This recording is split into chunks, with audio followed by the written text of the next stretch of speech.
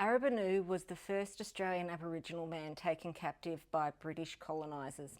He was a Gadigal man of the Eora Nation from a place colonialists later named Sydney Cove. To mark this year's Australia Day, I'm doing a short series about Arabanoo's life, told largely through the writings of Captain Watkin Tench, a Royal Marine officer who arrived with the First Fleet. In the 1790s, Tench published a complete account of the settlement at Port Jackson, and his journals are some of the richest surviving early records we have about Arabanoo. As you listen, you may notice some parallels between the supremacist attitudes of the colonialists, the normalisation of coercion, and what we now recognise abuse in high control groups. For the most part, I won't draw those parallels. I'll let you see them for yourself. Wherever possible, I will tell this story using Tench's own words. The story begins in December 1788, when Governor Arthur Phillip gave orders to seize Aboriginal people. In Tench's words, this is how it took place. The boats proceeded to Manly Cove, where several Indians were standing on the beach who were enticed by courteous behaviour and a few presents to enter into conversation. A proper opportunity being presented, our people rushed in among them and seized 2 men. The rest fled, but the cries of the captives soon brought them back with many others to their rescue. And so desperate were their struggles that in spite of every effort on our side, only one of them was secured. The other effected his escape. The boats put off without delay, and an attack from the shore instantly commenced.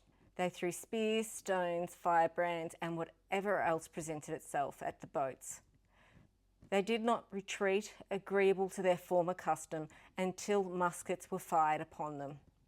The prisoner was now fastened by ropes to the thwarts of the boat, and when he saw himself irretrievably departed from his countrymen, set up the most piercing and lamentable cries of distress. His grief, however, soon diminished. He accepted and ate some of the broiled fish which was given to him, and sullenly submitted to his destiny.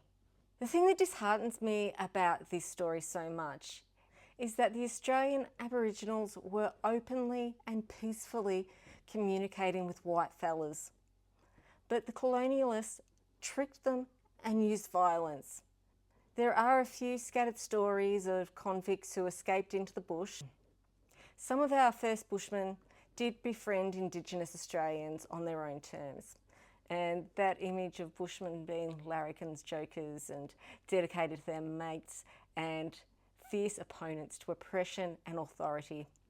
I think that's what the true Australian spirit is, or at least that's the Australian spirit that I resonate with.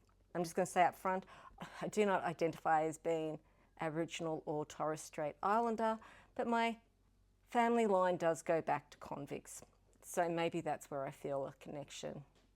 Or perhaps it's just because I feel connected to the spirit of this land. Imagine you're hanging out at home when a group of foreigners come along, and at first they pretend to be nice and friendly. They offer gifts and they try to talk to you. But then all of a sudden, things change and they try to kidnap some of your loved ones. That's what happened to Arabanoo.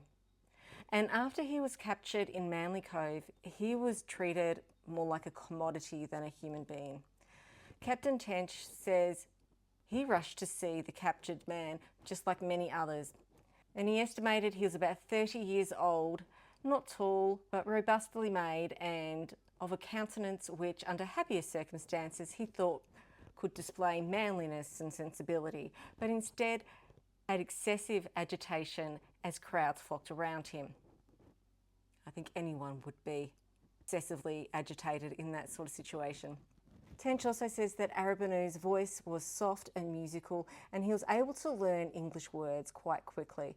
For example, when a print of Her Royal Highness, the Duchess of Cumberland, was shown to him, Arabanoo called out "woman," a name which he'd just been taught in reference to female convicts. Tench also assumes that when he observed Arabanoo being courteous to women, that this was a sign that his terror was wearing off. which is a point I find quite interesting because there are so many missing variables here. like maybe Arabanoo was fawning, maybe he thought the women had the power to free him. After all, male domination is not a consistent thing in our Indigenous communities. Or maybe he was just so used to being courteous to everyone, but he was just too frightened of the soldiers to express that part of him while they were keeping him captive. Now, overall, I've got to say, Arabanoo seems like he was a really resilient person. And some insights into his character are really quite lovely.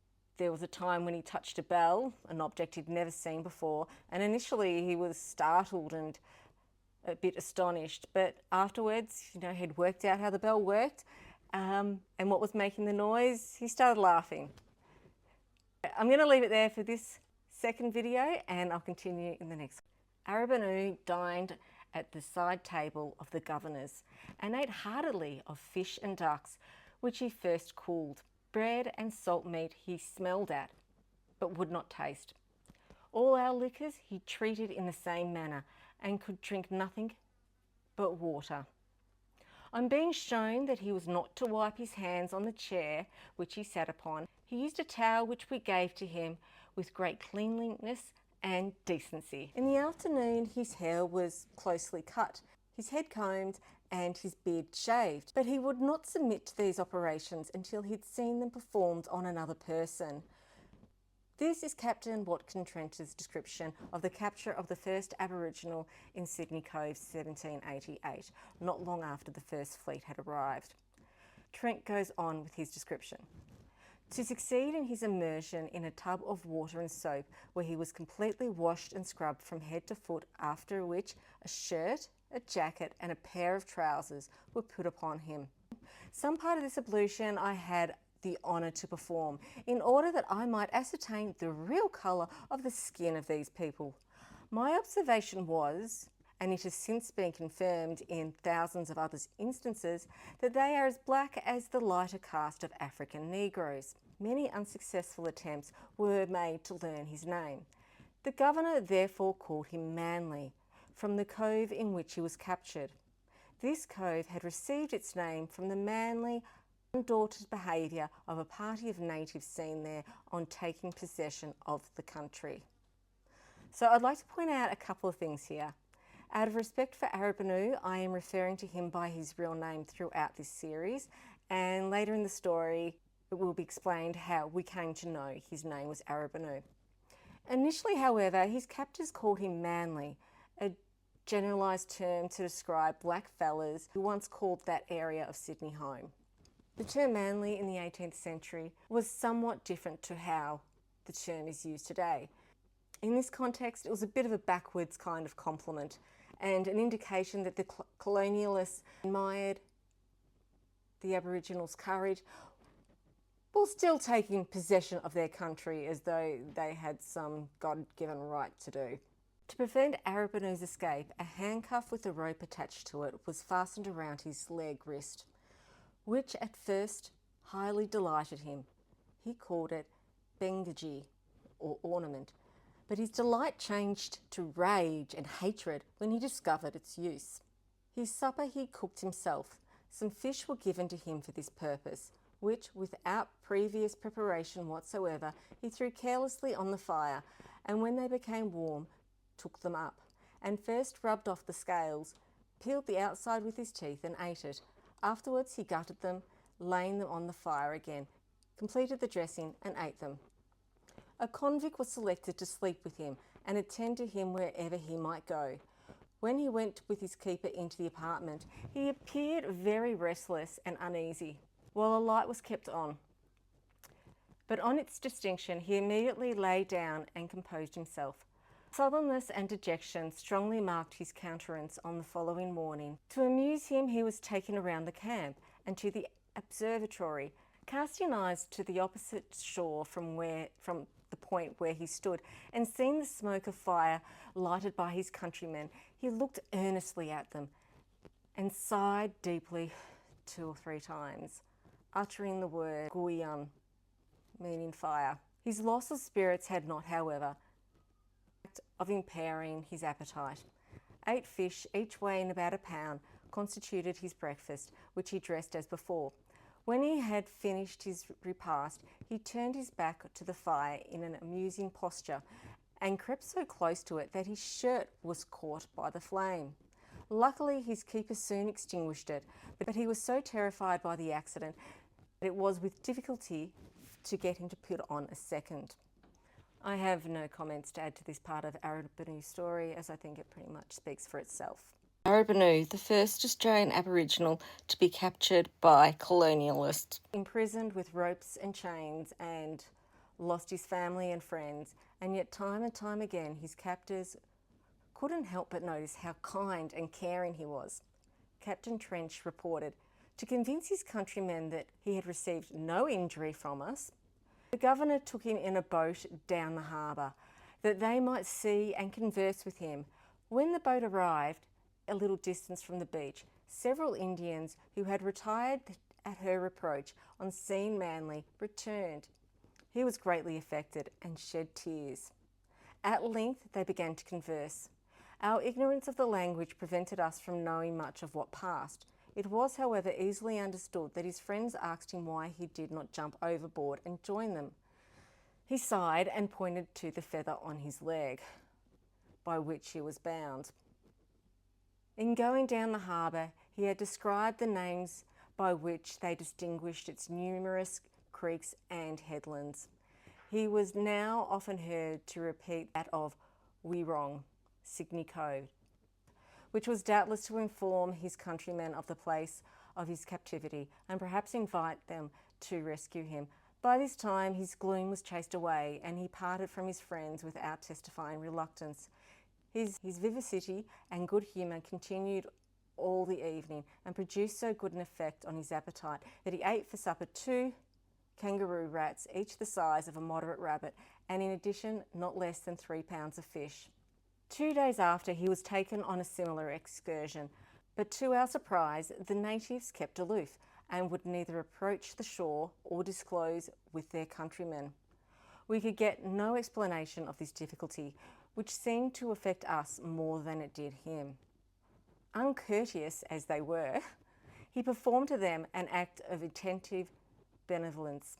Seeing a basket made of bark, used by them to carry water, conveyed into it 2 hawks and another bird which the people in the boat had shot, and carefully covering them over, left them as a present to his old friends.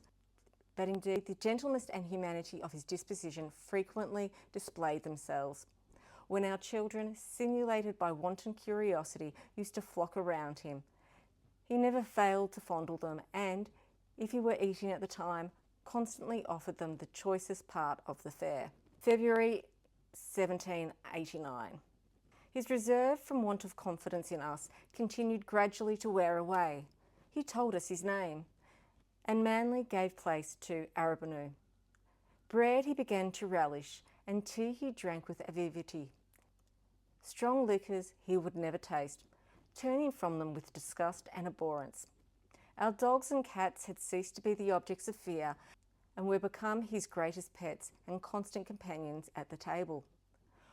One of our chief amusements, after the cloth was removed, was to make him repeat the names of things in his language, which he never hesitated to do with the utmost alacrity, correcting our pronunciations when erroneous. Much information relating to the customs and manners of his country were also gained from him. But as this subject will be separately and amply treated, I shall not anticipate myself by partially touching on it here. On the 17th of February, the Supply, which is the name of a boat, again sailed for Norfolk Island. The governor went down the harbour with her and carried Arabanoo with him, who was observed to go on board with distrust and reluctance. When he found she was under sail, every effort was tried without success to conciliate him. At length, an opportunity being presented, he plunged overboard and struck out for the nearest shore. Believing that those who were left behind would fire at him, he attempted to dive, at which he was known to be very expert. But this was unattended with a difficulty which he had not foreseen. His clothes proved to be so buoyant that he was unable to get more than his head under the water. A boat was immediately dispatched after him and picked him up. not without struggles and resistance on his side. When brought on board, he appeared neither afraid or ashamed of what he had done, and sat apart, melancholy and dispirited, and continued so until he saw the governor and his other friends descend into a boat, and heard himself called upon to accompany them. He sprung forward, and his cheerfulness and alacrity of temper immediately returned, and lasted during the remainder of the day. The dread of being carried away on an element of whose boundary he could form no conception, joined to the uncertainty of our intention towards him, unquestionably caused him to act as he did. One of the principal effects which we had supposed the seizure and capture of Arabanoo would produce seemed yet as great a distance as ever. The natives neither manifested signs of increased hostility on his account, or attempted to ask any explanation of our conduct through the medium of their countryman who was in our possession, and who they knew was treated with no farther harshness than being detained among us. Their forbearance of open and determined attack upon can only be accounted for only by recollecting their knowledge of our numbers and their dread of our firearms. That they wanted not sufficient provocation to do so will appear from what I'm about to relate. Again, I have nothing to add to this account of Arabanoo's story. It is obvious that he was held against his will and that he wanted to be with his mob, but the oppression was just too much. It's fair to say all our First Nation people felt equally powerless to confront the colonialists, especially with their weapons, which they knew could kill them very quickly. This next part of Arabanoo's story is less about him and more about how control and domination through fear and punishment was administered to the convicts and the other soldiers. So it was March 1789, and Tench writes, 16 convicts left their work at the brick kilns without leave and marched to Botany Bay with a design to attack the natives and to plunder them of their fishing tackle and spears. They had armed themselves with their working tools and large clubs. When they arrived near the bay, a body of Indians, who had probably seen them set out and had penetrated their attention from experience, suddenly fell upon them. Our heroes were immediately routed and separately endeavoured to effect their escape by means which were left. In their fight, 1 was killed and 7 more were wounded, for the most part very severely. Those who had the good fortune to outstrip their comrades and to arrive in the camp first gave the alarm, and a detachment of Marines under an officer was ordered to march to their relief. The officer arrived too late to repel the Indians, but he brought the body of the man that was killed and put an end to the pursuit. The governor was justly incensed at what had happened and instituted the most rigorous scrutiny to the cause which had produced it.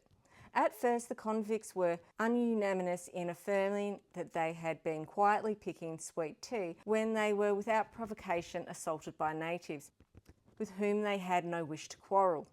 Some of them, however, more irresolute than the rest, at last disclosed the purpose for which the expedition had been undertaken, and the whole were ordered to be severely flogged. Arabanoo was present at the infliction of the punishment, and was made to comprehend the cause and the necessity of it, but he displayed on the occasion symptoms of disgust and terror only. An awful and terrible example of justice took place towards the close of this month, which I record with regret, but which it would be disingenuous to suppress. 6 Marines, the flower of the battalion, were hung by public executioner on the sentence of a criminal court, composed entirely of their own officers, for having at various times robbed the public stores of flour, meat, spirits, tobacco, and other articles. So here we see Captain Tench's attitude to law and order was clearly exposed. Well, he does have a sense of regret in saying that some of the Marines were tried and hung, and there are reports of Tench being more compassionate than others. Personally, I find reading this part of the records really quite disturbing. At the same time, I am pleased that Arabanoo was also disturbed to see that this is how we as white fellas were treating each other. And yeah, look, just to keep a little bit of this commentary in line with my other content, I will add that Tench was a Christian. Moreover, he's described by some people as being someone who was very committed to their Anglican faith. And yeah, so this is just a perfect moment to say, when people say Australia was built on Christian values, I don't see that in the way that Arabanoo was treated, or even the way the convicts and the Marines were actually treated. An extraordinary calamity was now observed amongst the natives. Repeated accounts brought by our boats of finding bodies of the Indians in all the coves and inlets of the harbour caused the gentlemen of our hospital to procure some of them for purposes of examination and autonomy. On inspection, it appeared that all the bodies had died a natural death. Pustules, similar to those occasioned by smallpox, were thickly spread on the bodies. But how a disease to which our former observations had led us to suppose them strangers could at once have introduced itself and have spread so widely seemed inexplicable. Whatever might be the cause, the existence of the malady could no longer be doubted. Intelligence was brought that an Indian family lay sick in a neighbouring cove. The governor, attended by Arabanoo, and a surgeon went to the boat immediately to the spot. Here they found an old man stretched before a few lighted sticks and a boy of 9 or 10 years old pouring water over his head from the shell he had held in his hand. Near them lay a female child dead, and a little further off its unfortunate mother. The body of the woman, shrewd in famine and suppurated to the disease, had occasioned her death. Eruptions covered the poor boy from head to toe, and the old man was so reduced that he was with difficulty to get into the boat. Their situation rendered them incapable of escape, and they quietly submitted to be led away. Arabanoo, contrary to his usual character, seemed at first unwilling to render them in any assistance, but his shyness soon wore off, and he treated them with the kindest attention. Nor would he leave the place until he had buried the corpse of the child. That of the woman he did not see from its situation, and as his countrymen did not point it out, the governor ordered that it should not be shown to him.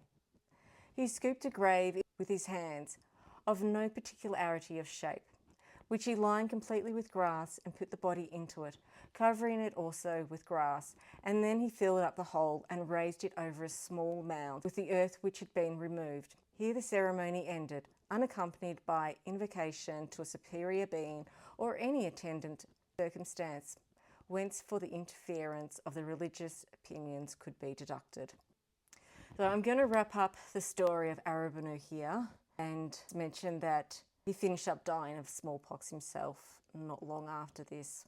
In reflection of Arabanoo's life, Captain Watkin Tench said the following: "The character of Arabanoo, as far as we had developed it, was distinguished by a proportion of gravity and steadiness, which our subsequent acquaintance with his countrymen by no means led us to conclude a national characteristic.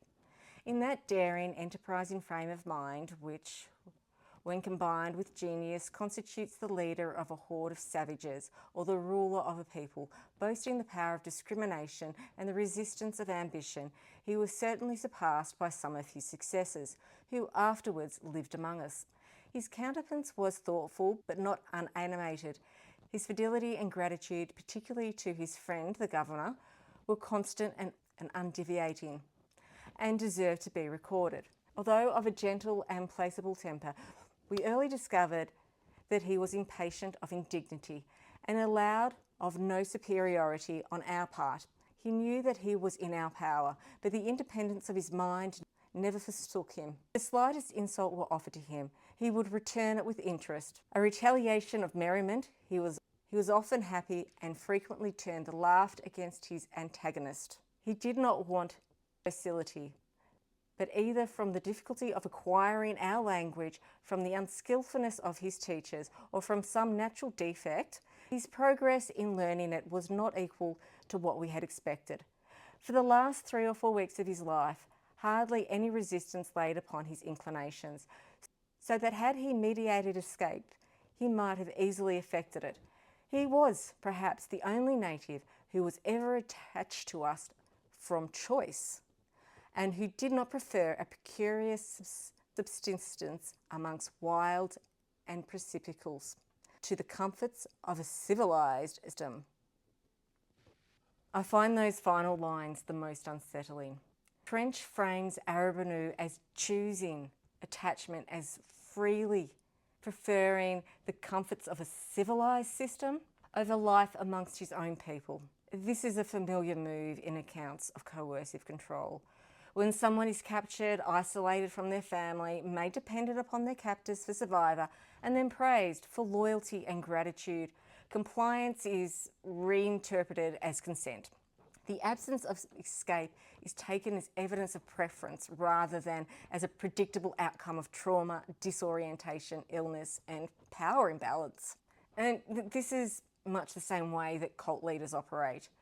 They believe or they claim that they are saving or civilising people they have under their control, mistaking adaptation for devotion and survival strategies for genuine attachment. Captain Tench perhaps sincerely reads Arabanoo's endurance within his captivity as proof of benevolence. But I think that's a conclusion that tells us far more about the colonial justification than it does about Arabanoo's inner life. Over the past days, I've been telling the story of Arabanoo almost verbatim as recorded by Captain Watkin Tench. Personally, I find his story heartbreaking. Arabanoo was the first Australian Aboriginal man to be captured and imprisoned, not for any crime, but because the colonialisers wanted to study him, to observe him, to use him, and he would not be the last. Telling his story is an act of truth-telling. Culture, a white colonial culture that perceived itself as superior to all others, entitled to dominate, coerce and control. A culture that would admire courage and dignity in Indigenous people while still denying them freedom. That contradiction sits at the heart of the story, but it's also a story of resilience and of quietly confronting a cult-like system of control.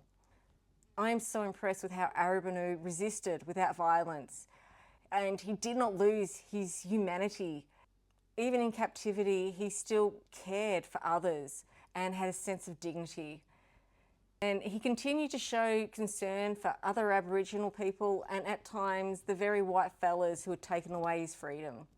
But he did not submit in spirit, even when he was powerless in his body. And in the background of all this were the convicts. As I mentioned very early in the series, some would later become bushermen and genuine friends of our Indigenous folk.